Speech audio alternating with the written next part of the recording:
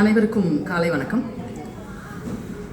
முதல்ல இந்த நிகழ்வை ஏற்பாடு செய்திருக்கிற அப்படின்னு இந்த ரெகுலராக சொல்கிற இந்த ஸ்டேலான ஸ்டேட்மெண்ட் ஆயிடுச்சு. ஆனாலும் அது ஸ்டேல் கிடையாது. ஏன்னா என்னோடய தோழி கரெக்டாக சொன்னாங்க, எதிர்பார்ப்பு இல்லாத இது கிடச்சா இது இந்த இன்புட்டாக இது அவுட்புட்டு, இது போட்டால் இது கிடைக்கும், இது விதைச்சா இது முளைக்கும், இந்த மாதிரி கால்குலேஷன்ஸ் இருக்குது இல்லைங்களா. இன்னைக்கு இருக்கிற அதுவும் இந்த ஜென்சியெல்லாம் நம்ம டீல் பண்ணுறதுனா டெய்லி சாதனை. ஆசிரியர்களுக்கு இங்கே இருக்கிற எல்லா ஆசிரியர்களுக்கும் தெரியும் இதெல்லாம். அப்படிப்பட்ட காலகட்டத்தில் ஒரு எந்தவித எதிர்பார்ப்பும் இல்லாமல் ஒரு விஷயம் செய்கிறோம் அப்படின்றது ஒரு சாதனை. அதில் இன்னும் எக்ஸல் பண்ணணும், போன தடவை நிகழ்ச்சியில் நடந்ததை விட இன்னும் கொஞ்சம் நல்லா பண்ணணும் அப்படின்னு எல்லா ஏற்பாடுகளையும் அப்படி ஒரு 25-20 வயதுக்குரிய இளமையோடு துள்ளலோடு செய்து கொண்டிருக்கிற நீதிமணி சார் போகிற வேகத்தை பார்த்தா எனக்கெல்லாம் பகீர்ணும். என்ன வேகம் அப்படி வருவார், மைக் அரேஞ்ச் பண்ணுவார், எல்லாமே செய்வார் இறங்கி.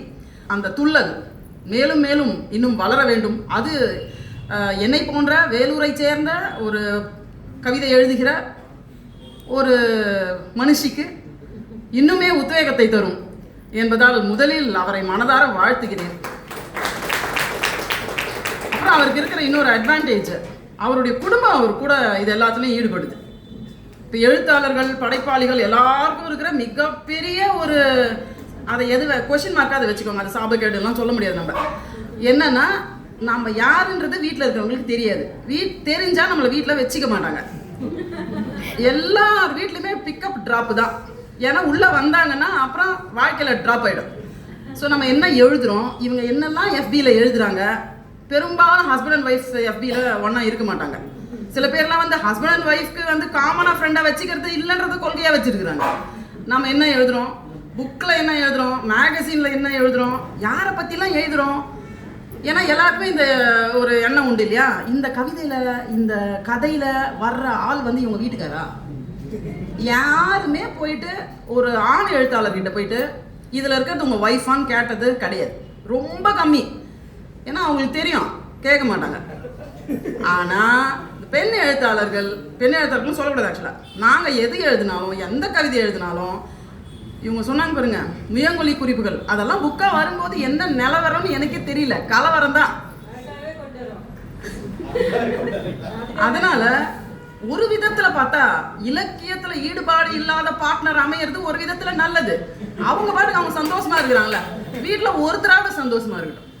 எண்ட் ஆஃப் த டே பார்த்தீங்கன்னா இதெல்லாத்தையும் செஞ்சு நம்ம என்னத்தை தான் சாதிச்சோம் அப்படின்னு பார்த்தீங்கன்னா அவங்கள பொறுத்த வரைக்கும் அந்த ஜீரோ.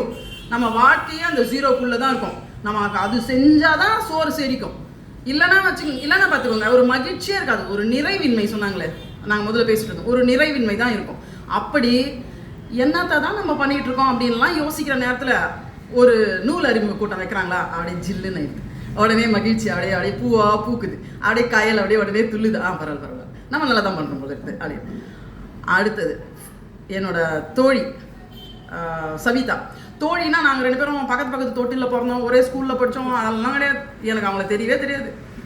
எஃபியில் தான் தெரியும். எஃபி தந்த ஒரு கொடை அப்படின்னு சொல்லலாம். நிறைய பேரை நான் கண்டடைந்தது எஃபியில் தான். எல்லாரும் எஃபிக்கு போயிட்டு அவங்க நேரத்தை வேஸ்ட் பண்ணாங்க, அவங்க அப்படியே காலத்தை அப்படியே அதில் கழிக்கிறாங்க அப்படின்லாம் சொல்லுவாங்க. எஃபி வந்தப்புறம் தான் நான் 5 கவிதை நூல்கள் வெளியிட்டேன், 5 மொழிபெயர்ப்பு தொகுப்புகள் வந்தன. எல்லாமே அதில் இவ்வளோ பேர் நம்ம அப்படின்னு பார்த்த எழுத்தாளர்கள்லாம் அங்கே இருக்கிறாங்க. அவங்க கூடலாம் நான் அவங்களுக்கெல்லாம் நம்ம கமெண்ட் போடலாம் அப்படின்றது வேலூர் மாதிரி ஒரு சின்ன ஊரில் இருக்கிற எனக்குலாம் ஐயோ முடியல. அப்படியே ஒரு உத்வேகம், ஒரு மகிழ்ச்சி அப்படியே பொங்குச்சு. அதன் மூலமாக ஒரு படைப்பு ஊக்கம் கிடைக்குது. இப்போ பூவித உமேஷ் இங்கே வந்திருக்காரு, அம்பிகா குமரன் வந்திருக்காங்க. இந்த மாதிரி நம்ம நண்பர்கள், என்னுடைய புகழ்பெற்ற முத்திரங்க அரசு கலைக்கல்லூரியினுடைய தமிழ்துறை சிவகுமார் சார் வந்திருக்கிறாரு. மேக்ஸ் சார் உங்கள் பேர் சொல்லுங்க சார். திருஞான சம்பந்தம் ஐயா, திருஞான சம்பந்தம் அவர் வந்திருக்காரு. இந்த மாதிரி இவங்களெல்லாம் எங்க கேவி குப்பம் ஊரை சேர்ந்த பிரபு அவர்கள் வந்திருக்காங்க. இவங்களெல்லாம் பார்க்கும்போது உண்மையாவே நான் இதை உண்மையா சொல்றேன், என்ன பொறுத்தவரை செஞ்சி தமிழினியன் வந்திருக்காரு, மூர்த்தி, நிறைய பேர், சில பேரெல்லாம் விட்டுருவேன். என்னை பொறுத்த வரைக்கும் எப்பவுமே நான் நினைப்பது மனிதர்கள் தான் முக்கியம், மற்ற எல்லா மண்ணாங்கட்டியும் தவிர அன்பு செய்வது. கலை இலக்கியம் எல்லாமே அதை தான் சொல்லுது. நம்ம எல்லாத்தையும் மதம் எல்லாத்தையும் கெட்டியா பிடிச்சிட்டு எது முக்கியமானதோ அதை இழந்துடுறோம். பாலிங்கமையா வந்திருக்காரு, அதை இழந்துடுறோம். அப்ப இந்த FB மூலமாக, இந்த கவிதைகள் மூலமாக, இவ்வளவு பேரை நான் பார்க்கிற இந்த வாய்ப்பின் மூலமாக நான் மனதுக்குள் மறுபடியும் என்ன நினைக்கிறேன் என்றால், இவ்வளவு பேர் அன்பு செய்கிறார்கள். எவ்வளவு அன்பு இல்லையா? இப்ப இவங்க சபிதா பேசுறப்ப அவங்களுடைய உடல் மொழி, அந்த புன்னகை இருக்குது, அந்த கண் அப்படி சுருங்கி அப்படி சொல்றப்ப எவ்வளவு சந்தோஷம். அடடா, இப்ப இந்த மாதிரி ஒரு நல்ல கவிதையை நம்ம எழுதிட்டோமா அப்படின்னு எனக்கு தோன்ற அளவுக்கு அவங்க அதை ரசிச்சு வாசிக்கிறாங்க. ஒரு படைப்பாளிக்கு நீங்க வேற என்ன செஞ்சிட முடியும்? நீங்க எவ்வளவு ராயல்ட்டி அள்ளி கொடுங்க, இல்ல ராயல்ட்டியே கொடுக்காம காலத்தை கழிங்க. ராயல்ட்டி ஒருத்தவங்க கொடுத்தாங்க, என்ன கொடுத்தாங்கன்னு அவங்களுக்கு தான் தெரியும், வாங்கினவங்களுக்கு தான் தெரியும். இதுல பல விஷயம் இருக்குது. இதெல்லாம் தாண்டி ஒரு படைப்பாளிக்கு மகிழ்ச்சி என்பது என்னவென்றால், தன்னுடைய கவிதையை உளமாற, இப்ப ஒரு தொகுப்பை வாசித்தீங்க பேசுறதுன்றது வேற, ஒரு தொகுப்பினால அவங்களுக்கு கிடைக்கிற மகிழ்ச்சி இருக்குது இல்லையா? அவங்க ஒரு 4 கவிதை சொல்லிட்டு போயிருக்கலாம், அல்லது ஏதாவது வடமொழி அல்லது ஒரு மேற்கத்திய அறிஞர் இதை சொன்னார், அந்த மேற்கத்திய அறிஞர் அதை சொன்னார், இந்த கவிதை அதுக்கு கிட்ட வந்துச்சு, கொஞ்சம் தூரமா போயிடுச்சு அப்படின்னு ஆய்வெல்லாம் பேசுவாங்க. அப்படியெல்லாம் செய்யாம மனசுல இருந்து பேசினாங்க. உண்மையாவே எனக்கு அவ்வளவு மகிழ்ச்சியா இருந்துச்சு சவிதா. ஒரு கவிதையில இருந்தும் எடுத்து, அப்புறம் நானே பார்த்தேன், எனக்கு இந்த புத்தகத்தை மடிச்சாலே பிடிக்கவே பிடிக்காது. நான் எல்லா இடத்துலையும் சொல்லுவேன், இன்னைக்கு வேற வழி இல்லாம நானே அது, ஏன்னா பேனா இல்லை, பேக் வேற மாற்றி வச்சிருக்கேன். அதனால அவங்களும் இன்னொரு விஷயம், நேற்று அவங்களுக்கு உடம்பு சரியில்லை, நல்ல ஜுரத்துல வந்து பேசியிருக்காங்க. இது அமையும் சில சமயங்கள்ல, நம்ம போகணும் அப்படின்னு நினைக்கிற விழாவுக்கு முன்னாடி நாள் நமக்கு காய்ச்சல் வருவது உண்டு, அது நடக்கும். இதுல எந்த ஹிடன் விஷயமும் இல்லை, இது நடக்கும். அதையும் தாண்டி வந்து பேசுறாங்க அப்படின்னா அவங்களுக்கு கயல் மீது உள்ள அன்பு அப்படின்றத தாண்டி மொழி மீது இருக்கிற காதல், இதுதான் எங்களை செலுத்துது. மொழி, நம்மளுடைய மொழி இருக்கிறத அதை நம்ம யாருமே இன்னும் அதை முழுக்க அதை நம்மளை கை கொள்ளலை. அது எந்த அளவுக்கு நம்ம அதை பயன்படுத்தணுமோ அதை பயன்படுத்தலை. ஏன், அதுக்கு பல காரணங்கள் சொல்லலாம், 1000 காரணங்கள் நம்ம சொல்லிக்கலாம். ஆனால் எங்களால் முடிந்த அளவுக்கு நாங்கள் இந்த மொழியில் இருக்கோம், ரொம்ப இயல்பாக நமக்கு வந்து சேர்ந்துட்டு ஒரு மொழி, நம்ம ஒன்றும் பெருசாக அதுக்கு பண்ணலை. சாதாரணமாக நம்ம தாயில் வயிற்றுலேருந்து நம்ம வந்திருக்கிற மொழி நமக்கு, அதனால் அதனுடைய பெருமை நமக்கு சரியா தெரியல. இன்னைக்கு இருக்கக்கூடிய காலகட்டத்தில் நம்மளால எவ்வளவு முடியுமோ அந்த அளவுக்கு நாங்கள் மொழிக்கு சேவைலாம் செய்ய தேவையில்லை. நம்ம பாட்டுக்கு நம்ம இருந்தாலே அந்த மொழி நல்லபடியாக இருக்கும். நாம் அதை கெடுக்காமல் இருந்தால் சரி. அதாவது எங்களுக்கு இருக்கிற குற்ற உணர்ச்சியை வந்து வேணா நாங்கள் கொஞ்சம் மட்டுப்படுத்திக்கிறோம் இதன் மூலமா அப்படின்னு சொல்லலாம். அப்படி அதற்கான ஒரு பயிற்சியாக தான் கவிதைகள், புதினங்கள் இதையெல்லாம் நாம் செய்கிறோம். அதனால சவிதாவுக்கு வந்து உண்மையிலே அப்படியே மனம் நெகிழ்ந்து போச்சு. சவிதா எத்தனை நூல்கள் வாசிக்கிறோம், எத்தனை பேர் பேசுறத கேட்குறோம், ஒரு கட்டுரையாக வாசிக்கிறத பார்க்குறோம், ஒரு கோட்பாட்டியல்களை கூறுவதை கேட்குறோம். ஆனால் மனசினுடைய ஆழத்திலிருந்து உண்மையாகவே ஒருத்தர் நம்முடைய கவிதைகளை பற்றி பேசும்போது இந்த நாள் இனிய நாள் அப்படின்ற மாதிரி, இந்த வாழ்வு இனித்தது, இது போதும் அப்படின்னு தோணுச்சு. அப்புறம் அவங்க முக்கியமாக மொழிபெயர்ப்புக்கு நகர்ந்ததை பற்றி பேசினாங்க. எனக்கு ரொம்ப வருத்தமாக இருந்துச்சு. எல்லா இடத்துலையுமே என்னுடைய மொழிபெயர்ப்புகள் பேசப்படுது, ஆனால் எல்லா இடத்துலையும் இல்லை, நிறைய இடங்களில் என்னுடைய மொழிபெயர்ப்புகள் பேசப்படுது. எனக்கு கவிஞன்ற அடையாளமே இல்லாமல் போயிட்டு நான் வந்து ஒரு மொழிபெயர்ப்பாளராக அறியப்படுறேனே அப்படின்னு வருத்தமாக இருந்துச்சு. அந்த வருத்தத்தை வந்து அப்படியே ஒரு மயிர்பீலியால் வந்து நீதிமணி சாரும் சவிதாவும் இன்னைக்கு அதை ட்ரீட் பண்ணியிருக்காங்க. ஏற்புறையாக பெருசாக சொல்கிறதுக்குலாம் எனக்கு எதுவும் இல்லை. ஒரு 2 விஷயங்கள் தான். ஒன்று, என் மேலே நம்பிக்கை வச்சு நான் எப்போ இந்த புக்கு அனுப்புகிறேன் பாருங்கள், ஏற்புடையதாக இருந்தால் நம்ம பிரசுரம் பண்ணலாம் அப்படின்னு கேட்டாலும் உடனடியாக அதை ஏற்றுக்கொண்டு பிரசுரிக்கிற என்னுடைய பப்ளிஷர்ஸ் 2 பேர், காயத்ரி அண்ட் ராம்ஜி நரசிம்மன், அவர்களுக்கு உண்மையாகவே இந்த நேரத்தில் நன்றி சொல்கிறேன். அடுத்தது ஒரு 3 கவிதைகளை மட்டும் நான் வாசிச்சுட்டு என்னுடைய உரையை முடிச்சுக்கிறேன். அவ்வளோதான். இந்த நோவா கவிதையில் இருக்கு இல்லையா, அதான் என்னுடைய முதல் கவிதை. பொருள் வயின் பிரிவு. பேச வாய்க்காது கழிந்த 12 காலத்துக்கு பிறகு அலைபேசி திரையில் ஒளிர்கிறது உளமெங்கும் நிறைந்திருக்கும் ஒரு பெயர். தவழும் குழந்தை நடக்க பழகுவது போல் இரு முனைகளிலும் சிறிது நேரம் மௌனம். பிறகு நீ கேட்கிறாய், என்ன மிஸ் பண்ணியா? மீண்டும் தளிராக முயலும் சருகை பார்க்கிற கிளையாக உன் பரிதவிப்பின் கைகளை பற்றி ஆசுவாசப்படுத்த நினைக்கிறேன்.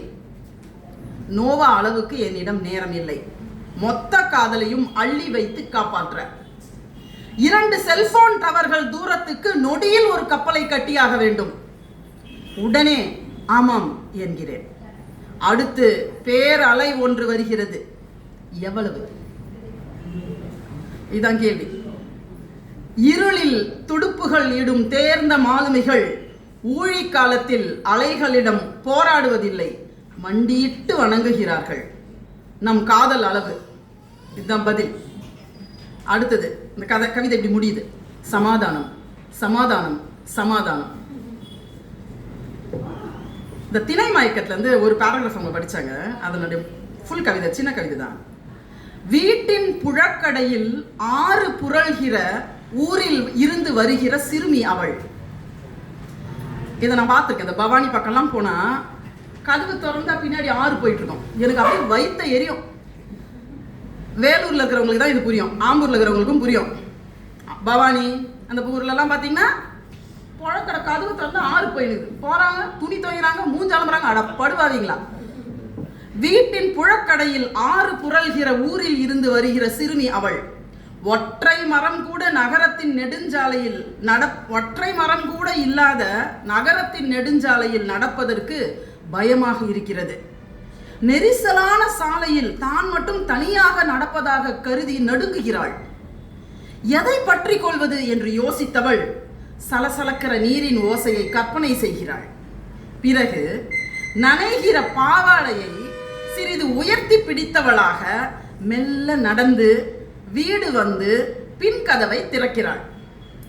அடுப்பங்கரையில் அங்கு ஒரு படகின் மீது அமர்ந்து துடுப்போட்டி கொண்டிருக்கிற தன் அம்மாவை பார்க்கிறாள்.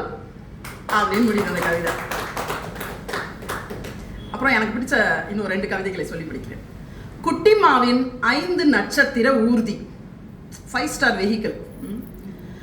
அப்பாவின் 2 சக்கர வாகனத்தில் முன்பக்கம் நின்றபடி பயணிக்கிற சிறுமி தானே வண்டி ஓட்டுவதான தீவிரமான முகபாவனையுடன் சாலை காலியாக இருக்கும்போது வேக வேகமாகவும் நெரிசல் அதிகமானதும் மெதுவாகவும் வண்டியை வளைக்கிறாள். இப்போது சாலையோரம் இருந்த வீட்டில் திரண்டு தொங்கும் மாம்பிஞ்சை எச்சில் ஊற பார்த்த அதே நொடியில் திடீரென்று வண்டிக்கு குறுக்கே வந்துவிட்டால் இன்னொரு குட்டி பாப்பா. நொடியில் நடிப்பு மறந்து போய் வெளவெளத்து விட்ட சிறுமி பதற்றத்துடன் சடாரென திரும்பி அப்பாவை பார்க்கிறாள். பொத்து கொண்ட சிரிப்பை கட்டுப்படுத்தியபடி அப்பா ஒண்ணுமில்லடா என்பதாக வாஞ்சையாக முதுகை தடவி தருகிறார். சிறுமி மீண்டும் முனைப்பாய் வேகம் கூட்டுகிறாள். கடைசி பத்தி இப்ப நான் வாசிக்கிறேன். வாக்குவாதங்களால் நம் காதல் உடைந்து போகாமல் நான் மட்டுமே அதை கட்டி காப்பதாக வாஞ்சையாக என் முகம் வருடுகிறாய். அப்புறம் இந்த கடைசி கவிதை கடைசி கவிதை இது வந்து நான் ஃபேஸ்புக்கில் போட்டப்ப புதிய தலைமுறையினுடைய ஆசிரியர்கள் ஒருவர் வந்து இதை புதிய தலைமுறை ஆசிரியர்களுக்கான விருது கொடுக்குறாங்க இல்லையா, புதிய தலைமுறை விருது, அதில் வாசிக்கலாமா அப்படின்னு கேட்டப்ப நமக்குலாம் கேட்கணுமா, தாராளமாக எடுத்துக்கோங்க அப்படின்னு நான் சொன்னேன். அதுக்கப்புறம் கொஞ்ச நாள் கழித்து அவர் என்கிட்ட இந்த கவிதையை நாங்கள் வாசிக்கலான்னு வாசிக்கிறதுக்கு முயற்சி பண்ணிட்டு இருந்தப்ப, அதை ரிஹர்ஸ் பண்ணிட்டு இருந்தப்ப அங்கேருந்து ஒரு ஒரு அவருடைய பேர் மறந்துருச்சு எனக்கு, ஆதிமூலம் சம்திங் தான். அவர் வந்து ஒரு புதுவையில் வந்து இந்த தேட்டர்லாம் ரொம்ப பிரபலமான ரொம்ப சீரியஸாக பண்ணக்கூடிய விஷயம். அந்த யூனிவர்சிட்டியில் தேட்டர் ஆர்டிஸ்டில் அந்த டிபார்ட்மெண்ட்டில் இருந்த ஹெச்ஓடி ரிட்டையர்டு. அவர் வந்து இது இவ்வளோ நல்லா இருக்கே, இதை நாங்கள் நடிக்கிறோம் அப்படின்னு சொல்லிட்டு அவருடைய மனைவி அவருடைய குழந்தை 3 பேரும் இதை நடித்து அந்த நான் என்னால் கரெக்டாக நமக்குன்னு இருக்கும்ல ஒரு பேட்டர்ன், காலேஜில் அன்றைக்கி லீவ் போட முடியாத சுச்சுவேஷன், அதனால் அன்றைக்கி என்னால் போக முடியல, நான் பிளான் பண்ணி வச்சுருந்தேன் போக முடியல. அதுக்கப்புறம் அதை அனுப்பி விட்டார் எனக்கு. உண்மையாவே எனக்கு கண்ணு கலங்கி கண்ணில் தண்ணி வந்துருச்சு அதை பார்த்தப்ப. அப்படி நடிச்சிருந்தாங்க அவங்க 3 பேரும். அது அவ்வளோ அற்புதமா இருந்துச்சு. அங்க கூடியிருந்த ஆசிரியர்களுக்கெல்லாம் அது அவ்வளவு பிடிச்சிருந்தது. ஒவ்வொரு ஆசிரியரும், இப்ப ஒரு மாணவ ஆசிரியரை நினைக்கிறது இல்லை, அங்கிருந்த ஒவ்வொரு ஆசிரியரும் அவங்க ஆசிரியரை நினைத்து கொண்டார்கள். அப்படி ஒரு அற்புதமான ஒரு தருணத்தை வந்து எனக்கு ஏற்படுத்தி கொடுத்தாரு அந்த எஃப்டி தோழர். அவருக்கு நன்றி. கேர்மல் இக்னேஷியஸ் அவர் பேரு. இந்த கவிதை வந்து ஜாய் மிஸ் அப்படின்னு தொடங்குது. ஜாய் மிஸ்ன்ற டைட்டில் இதுல. கரும்பலகையில் கணக்கு பாட சூத்திரங்களை எழுதிவிட்டு எங்களை திரும்பி பார்க்கும் ஜாய் மிஸ், எழுதிட்டீங்களா என்பார். இது இருக்கு அந்த புதிய தலைமுறை இதில் நீங்கள் தேடினீங்கன்னா இது கிடைக்கும். ரொம்ப நல்லா நடிச்சிருந்தாங்க. அதுவரை அவரது பக்கவாட்டு முகத்தை, காதோறும் சுருண்டிருக்கும் குழலை, ஒரு புறமாய் செருகி இருக்கும் ஒற்றை ரோஜாவை, கன்னத்தில் உரசும் பெரிய காது வளையத்தை மட்டுமே பார்த்து கொண்டிருந்த மொத்த வகுப்பும் சொல்லும், இல்லைங்க மிஸ், தப்பான விடை சொன்னால், தாமதமாக வந்தால், நோட்டில் எதுவுமே எழுதாமல் இருந்தால் என எல்லாவற்றுக்கும் தண்டனை ஒரே பார்வைதான். அந்த கண்களில் அப்படி என்ன இருந்தது? மந்திரத்தால் மயக்கி காலடியில் வீழ்த்தும் 2 மாய பொறிகள் அவை. உடனே நாங்கள் சாரி மிஸ் என்று அந்த முகம் புன்னகைக்கும் வரை ஏன் அப்படி பிதற்றினோம்? அனாவசியமாக ஸ்டாஃப் ரூம் பக்கம் அடிக்கடி போய் குட் மார்னிங் மிஸ் என்போம். எங்கள் வீட்டில் பூத்தது மிஸ், வாங்கிக்குங்க மிஸ் என்று கோயில் வாசல் பூக்கடையில் கெஞ்சி வாங்கிய பன்னீர் ரோஜாவை ஹேர் பின்னுடன் தந்து பசப்புவார்கள் சிறுமிகள். 6ஆம் வகுப்பு பையன்களிடம், டே எங்க மிஸ்க்கு நீங்க ஏன்டா வணக்கம் வைக்கிறீங்க என்று கேட்ட அசட்டு துணிச்சலுக்கு கன்னத்தில் வாங்கிய அடியை மறைத்து பதவிசாக உட்கார்ந்திருப்போம் அடுத்த வகுப்பில். நாங்கள் அழுதால் உதடு கோணி அந்த விழிகளும் லேசாக கலங்கிவிடும். எங்கள் பிரிய ஜாய் மிஸ். எத்தனையோ வருடங்கள் கழித்து இன்று ஒரு நகைக்கடையின் விளம்பர பலகையில் அந்த பெயரை பார்த்ததும் நினைவு கிணற்றின் பாதாள சங்கிலியில் சிக்கி தன்னிச்சையாய் மேலெழுந்தது அந்த முகமும் புன்னகையும் பூரண பொலிவும். எங்கிருக்கிறீர்கள் ஜாய் மிஸ் என்று தொடங்கிய கேள்வி இருக்கிறீர்களா என்பதில் வந்து நடுநடுங்கி நிற்கிறது. எனக்கு இப்போது ஜாய் மிஸ்ஸை, அந்த பெயரை நினைத்து முதலாக அச்சமாக இருக்கிறது, அழுகை வருகிறது. எனக்கு பாடம் சொல்லிக் கொடுத்த அத்தனை ஆசிரியர்களுக்கும் மீண்டும் ஒருமுறை நன்றி கூறி விடைபெறுகிறேன். நன்றி.